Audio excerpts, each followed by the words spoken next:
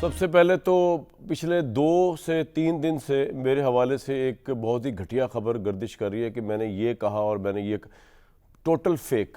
वो मुझे पता नहीं कहाँ कहाँ से, लंदन से, अमेरिका से, कनाडा से, पाकिस्तान से लोग मैसेज करके ये है फेक न्यूज़। जब हम कहते हैं ना कि फ़ेक न्यूज़ के ऊपर सख्त तरीन सज़ा होनी चाहिए जैसा पूरी दुनिया में, ये इसलिए कहते हैं कि यानी कि आप सोचें कि इससे फसाद फैल सकता है, डिसइंफॉर्मेशन फैलती है। अब मुझे रखकर एक ख़बर रिपोर्ट की जा रही है तो मैंने कहा कि उस खबर का कंटेंट इतना घटिया है कि मैं उसको यहाँ डिस्कस भी नहीं करना चाहता। बेबुनियाद तो है ही, वो फेक तो है, लेकिन कंटेंट भी बड़ा घटिया है। किसी की दिल की ख्वाहिश तो हो सकती है, लेकिन ऑब्वियसली जिसको अल्लाह रखे उसे कौन चखे, वो ऐसा है नहीं। तो मैं उसको कंटेंट भी इसलिए डिस्कस नहीं कर रहा ताकि अब यहाँ से उसको एक्नॉलेजमेंट या एंडोर्समेंट ना मिले एक फ़ेक और झूठी बात को। लेकिन मैं समझता हूँ कि जो लोग ये फैला रहे हैं, पाकिस्तान की जो लॉ इन्फोर्सिंग एजेंसीज हैं उनको बिल्कुल उनको अकाउंट करना चाहिए, क्योंकि ये तो चले मेरे से रख के ये बात फैलाई जा रही है और जो बड़ी घटिया और ख़तरनाक बात फैलाई जा रही है, लेकिन इससे भी ज़्यादा ख़तरनाक दूसरी बातें हो जाती हैं मजहबी पॉइंट ऑफ व्यू से। दूसरी जो लोग फैला देते हैं, लोगों की जानें चली जाती हैं उससे, दूसरे लोगों की। तो इसलिए ये असल फसाद जो है ये है जो अल्लाह ताला ने भी कहा और वैसे भी है और हर लिहाज के असूलों के अखलाकियात के ख़िलाफ़ है। तो मैंने कहा यहाँ से मैं तरदीद कर दूँ कि जनाब, मैंने पिछले 3-4 दिन में ना कोई ख़बर रिपोर्ट की, ना कोई ख़बर नहीं दी। जब मैं ख़बर देता हूँ अपने ट्विटर अकाउंट से देता हूँ या ऑन द फ्रंट के शो से देता हूँ, और तीसरा प्लेटफॉर्म मेरे पास कोई नहीं है।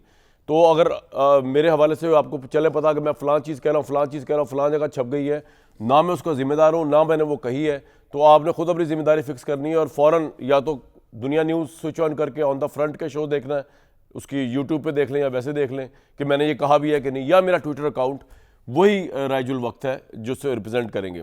दूसरी बात जनाब, 6 बजे आज हो चुकी है सीज़ फायर आर्जी तौर पे अफगानिस्तान और पाकिस्तान के दरमियान, और इस सीज़ फायर ये 48 घंटे के लिए हुई है।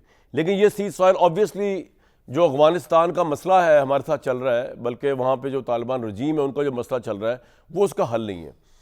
अब इशू ये है कि अफगानिस्तान ये समझता है कि जिस तरह उन्होंने सोवियत यूनियन को कामयाब नहीं होने दिया इधर, जिस तरह उन्होंने अमेरिका को कामयाब नहीं होने दिया, तो वो पाकिस्तान को वैसे ही ट्रीट कर रहा है।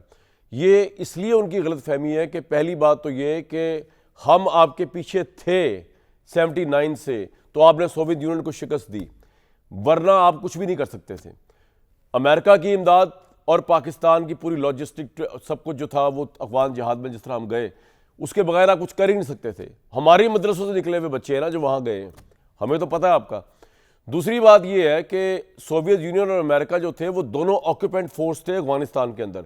पाकिस्तान के ऐसे कोई अजाइम नहीं है। अगर आप पाकिस्तान को ट्रीट करें ना, एक तो हमें शिकस्त कभी नहीं हो सकती, आप गुरिल्ला वॉरफेयर में आपने फतह हासिल की पाकिस्तान की मदद से, अमेरिका की मदद से। सोवियत यूनियन को शिकस्त दी, अमेरिका को शिकस्त दी। अमेरिका को शिकस्त देने में भी आपके पड़ोसी ममालिक आपकी सपोर्ट में थे, अब मैं उनका नाम यहाँ क्या मेंशन करूँ। लेकिन अगर आप ये सोच रहे हैं कि जी इस वजह से आप हमें कोई तस्खीर नहीं कर सकता, वो हमारी पता नहीं कितने हज़ार साल की हिस्ट्री है, तो मेरे भाई बात ये है कि हम तो आपको तस्खीर करना चाहते ही नहीं, आप हमारे भाई हैं।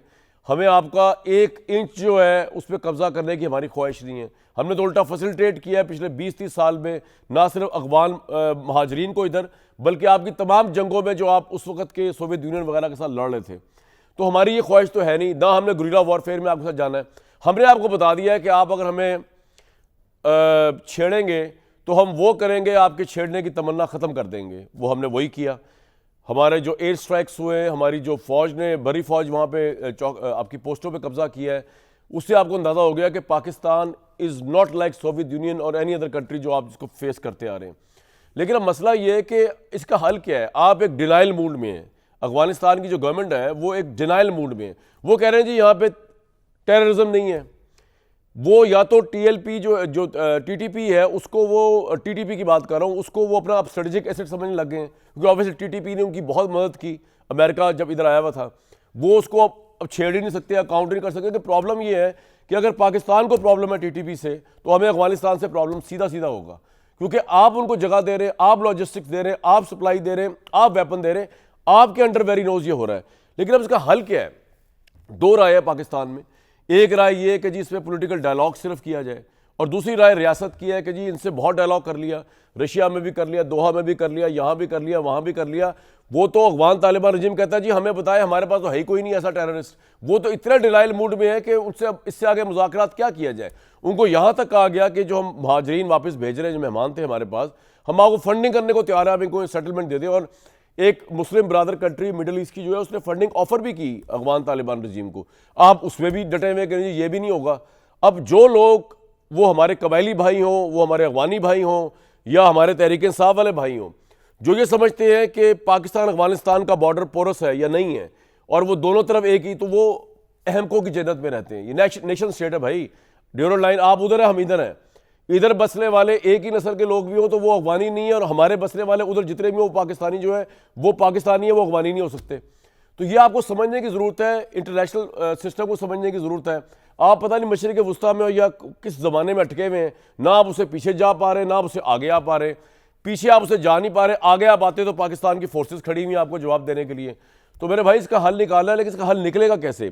केपी के अंदर जो तब्दीली आई है आज, जो आए हैं सोहेल अफरीदी साहब, जो पहले कबायली हैं, बड़ी फ़ख्र की बात है, हम भी बड़ा प्राउड फील करते हैं कि एक बंदा जो किसी स्टेटस का हिस्सा नहीं, किसी एलिटिज्म का हिस्सा नहीं, वो एक आम आदमी जो है वो केपी का सीएम बन गया। लेकिन अब अगर वो रियासत के बरखिलाफ जाके कहता है जी मैंने तो डायलॉग ही करना है सिर्फ, मेरे अब हमने तो और कोई हल ही नहीं है, हम वहाँ टेररिज्म होता है, अटैक होता है, हमें डायलॉग करना है, तो this is a serious issue. आज के प्रोग्राम में बात करेंगे Sohail Afridi, who is against military options, who is against state biyaniya, to how to deal Afghan issue, how to deal Taliban issue, how to deal terrorism issue। और दूसरी तरफ पाकिस्तान की रियासत खड़ी है जो कहती है कि इसके अलावा बात होनी नहीं चाहिए। पाकिस्तान क्या कर सकता है? क्या कतर, दोहा, अमेरिका इनको ला सकता है? उनको पाकिस्तान के ताल्लुकात अब इन कंट्री के साथ बहुत ज़बरदस्त, सऊदी अरेबिया, पाकिस्तान का डिफेंस पैक्ट हुआ है उनके साथ, कतर के साथ पाकिस्तान के बड़े ज़बरदस्त ताल्लुकात हैं। और हमें भूलना नहीं चाहिए कि जो लास्ट एग्रीमेंट हुआ था अमेरिका और तालिबान का दोहा में, उसमें दोहा में अफगान तालिबान रजीम ने गारंटी दी थी कि उनकी सरजमीन किसी कंट्री के खिलाफ टेररिज्म के लिए इस्तेमाल नहीं होगी। दोहा को क्या यूज़ किया जा सकता है? अमेरिका के साथ पाकिस्तान के इतने एक्सेप्शनल ताल्लुकात हैं कि मैं आपको क्या बताऊं। आपने देख ही लिया शहबाज शरीफ साहब और डोनाल्ड ट्रंप की फ्रैंकनेस को,